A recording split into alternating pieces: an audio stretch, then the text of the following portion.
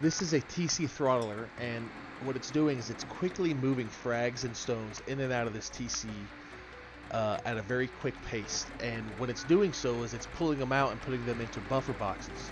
Now we have a conveyor that is checking these buffer boxes to see if they get below a certain point. If they get below a certain point, an alarm's going to sound, and then a conveyor is going to turn on and dump more frags into the TC to keep it barely alive. Doing is we're basically cutting down the upkeep by almost 75%.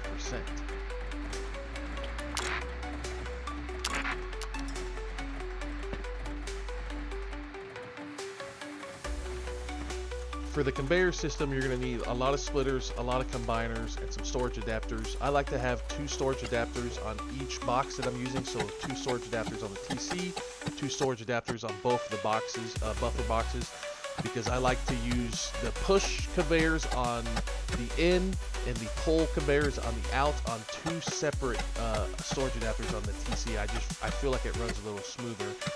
You're also going to need some electrical branches, some AND switches, timers, a counter, but one side of your conveyors is going to be pulling, one side of your conveyors is going to be pushing.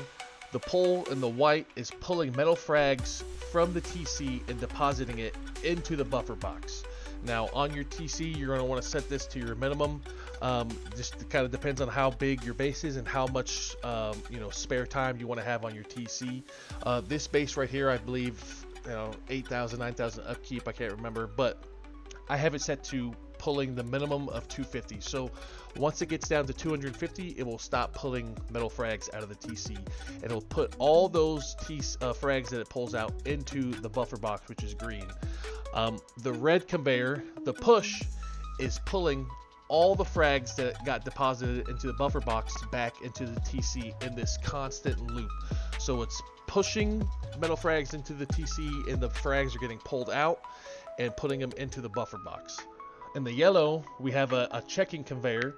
So all this does is you set this checking conveyor to the minimum amount of frags or stones or whatever you have in your buffer box, and when that buffer box gets too low or if it's empty, the check conveyor will no longer be able to pass between itself, and it will fail.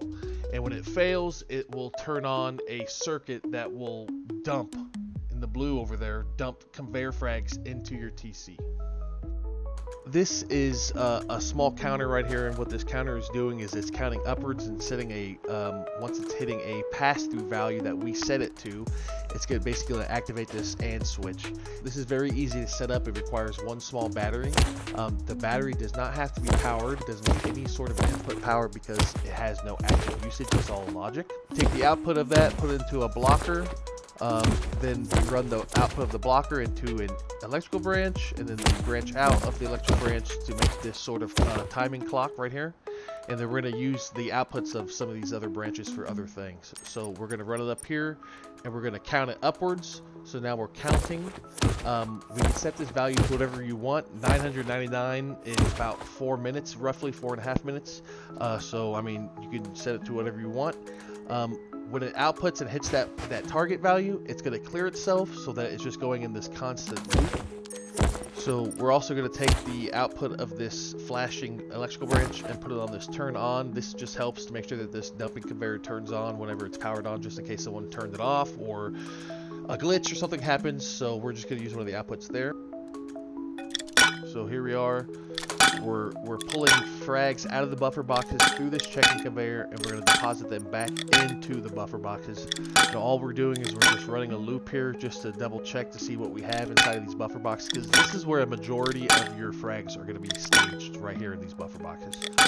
The light is still green because we're not at the minimum yet, so we have 700 inside of there. If I adjust this to, let's say we want the minimum inside these buffer boxes to be 5,000, not that it's going to be 5,000, that green switch is going to turn off, and then the one side of the AND switch is going to be activated. Once this turns on right here, bam, we're going to turn on our dumping conveyor. So this is when the base needs to be refreshed, and we're going to have to put more frags into the TC. So these conveyors are taking frags out of the buffer boxes and pushing them to the TC on this red line, and then we are coming from this gray line and pulling splitting all the TC to all these conveyors and pulling and then pushing them into the buffer boxes. So here we are, we're wiring into the buffer boxes from the TC, outputting into one input on one buffer box and outputting another input to another buffer box right here. We're going to take the output of these buffer boxes and combine them into one output. So here we are, 2 buffer boxes coming in, and then take the output of this combiner and run it into the pushing conveyors, because they are pushing frags to the TC from the buffer box. So the whole point of this is to minimize the amount of resources that you need to keep your base alive. Depending on what resource you need, stone, frags, high qual, whatever it is, if, you know, let's say you need 24,000 stones every 24 hours to keep your base alive, you could fine-tune this throttler down to such a degree to where you only have like a minute or 2 minutes alive of upkeep time on your TC, but that's going to stretch your resources out very long. It's going to make it, besides being 24,000 stones every 24 hours, you're gonna only end up using 5,000 stones every 24 hours, or depending on how small you fine-tune it with your your buffer boxes and your minimums and your maximums set on your conveyors, you could get your limits down very, very, very tight to be almost 90% reduction in upkeep cost. We're hacking Rust.